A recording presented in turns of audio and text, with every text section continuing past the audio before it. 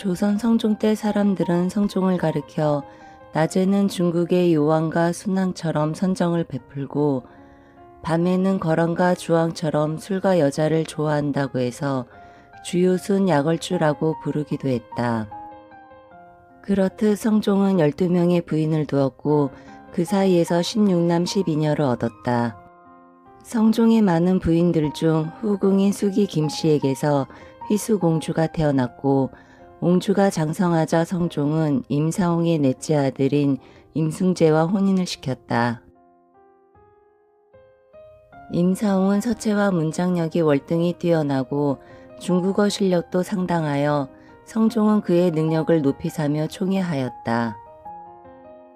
임사홍의 장남이 예종의 딸인 현숙공주와 혼인했는데 넷째 아들까지 성종의 사위가 되자 대신들은 임사홍의 거만함과 탐욕스러움에 많은 우려를 나타냈다. 휘수공주와 임승재가 혼인하는 날 임사홍의 집에서 불이 났는데 사관은 이것을 복이 지나쳐 재앙이 발생한 것이라 기록하기도 했다. 성종 22년 8월 27일 사신이 논평하기를 임사홍은 소인이다. 불의로서 부귀를 누렸는데 그 아들 임광재가 이미 공주에게 장가를 가고 지금 임승재가 또 옹주에게 장가를 갔으니 복이 지나쳐 도리어 재앙이 발생하여 불이 그 집을 태워버린 것이다 하였다. 임승재는 1491년 휘수공주와 혼인하여 풍원이에 봉해졌다. 조선왕조실록에 따르면 임승재는 노래와 춤에 탁월한 재능이 있었다. 춤을 출 때 몸을 아이들처럼 움츠리면 온몸의 관절이 따로 놀며 재롱을 떨기 때문에 보는 이들을 즐겁게 했다. 특히 처용무에 능하고 활쏘기와 말타기를 제법 할 줄 알아서 연산군이 날마다 임승재와 어울려 노는 것을 기뻐하고 좋아했다. 실록에도 임승재가 연산군의 곁에서 흉모를 꾸미며 연산군의 악을 점점 더 잘하게 했다고 기록하고 있다. 임승재는 연산군과 어울리며 그의 뜻을 눈치 빠르게 알아차리고 비위를 맞추면서 연산군의 음란함과 광포함을 부추기는데 한몫을 한 것이다. 임승재는 장학원 제조로 있으면서 미모가 빼어난 기생들을 뽑아 궁궐에 상주시키며 연산군의 유흥을 도두게 했다. 연산군은 항상 자신을 흡족하게 해주는 임승재에게 수시로 전답과 곡식, 노비들을 하사했고 연산군의 신임을 받는 임승재를 통해 복귀한 임사홍 역시 병조판서, 이조판서에 오르며 초고속 출세 가도를 달렸다. 1505년 조선 팔도의 아름다운 여자와 좋은 말을 뽑아 연산군에게 바치는 일을 하는 채용준사 직책을 임사홍과 임승재에게 내렸다. 채용사들은 미색이 출중한 여인들을 마구잡이로 빼앗고 미녀를 뽑는데 조금이라도 지체가 되면 해당 고을 수령에게 곤장을 쳤다.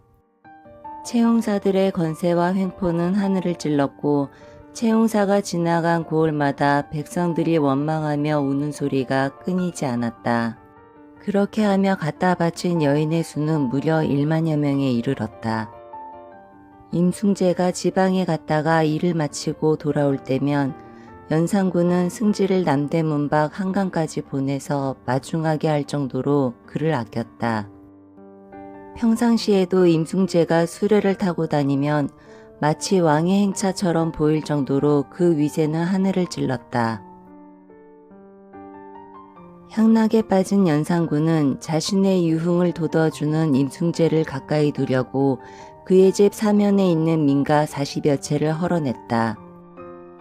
그런 다음 궁궐과 임승재 집 사이에 담을 쌓고 출입문을 만들어 수시로 가서 마시고 노래하며 밤을 새웠다.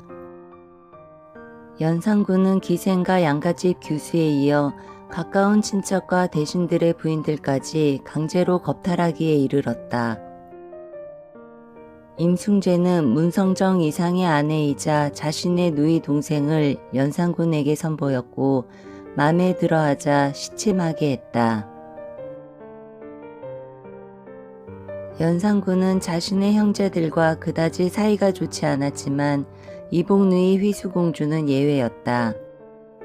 궁궐과 담 하나를 사이에 두고 시도 때도 없이 드나들던 연산군은 휘수공주와도 간통을 하게 되었고 옹주에게 수차례에 걸쳐 재물을 하사하였다. 그리고 부마는 첩을 두는 것이 금지되어 있었지만 연산군은 자신의 이복 형제인 봉황군 이봉의 첩 내은이를 빼앗아 임승재에게 첩으로 내려주었다. 그런데 그로부터 얼마 지나지 않아 임승재는 시름시름 앓기 시작했고 중병에 걸려 괴로워한다는 말을 들은 연산군은 중사를 보내서 할 말이 무엇인가를 물으니 죽어도 여한이 없으나 다만 미인을 바치지 못하는 것이 한입니다 라고 대답하였다. 연산군과 휘수공주의 간통사실을 알고 임승재가 화병을 얻어 사망했다는 이야기와 임승재가 자신의 누이를 연산군에게 바쳤듯이 아내인 휘수공주도 직접 바쳤다는 이야기들이 떠돌긴 했으나 간통사실 외에 실록에 따로 기록된 것은 없다. 연산 11년 11월 1일 풍원이 임승재가 사망하였다.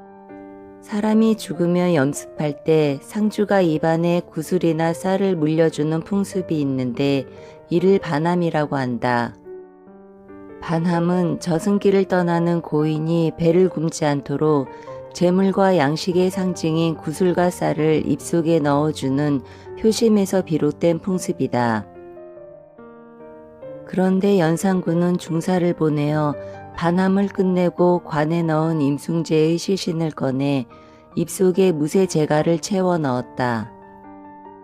자신과 휘수공주가 간통한 사실이 염려되자 죽은 사람인데도 불구하고 입막음을 하기 위해 무쇠 재갈을 물린 것이다.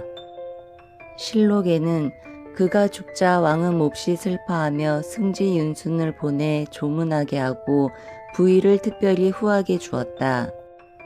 빈소를 차린 후에 왕은 그 철을 간통한 일이 빌미가 될까 염려하여 중사를 보내 관을 열고 무쇠 조각으로 시체의 입에 물려 진압시켰다라고 기록하였다.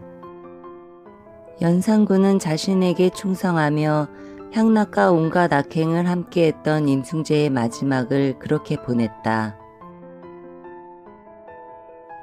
1506년 중종 반정이 일어나고 임사홍은 반정 세력에 의해 몽둥이로 쳐서 죽이는 추사를 당하였다.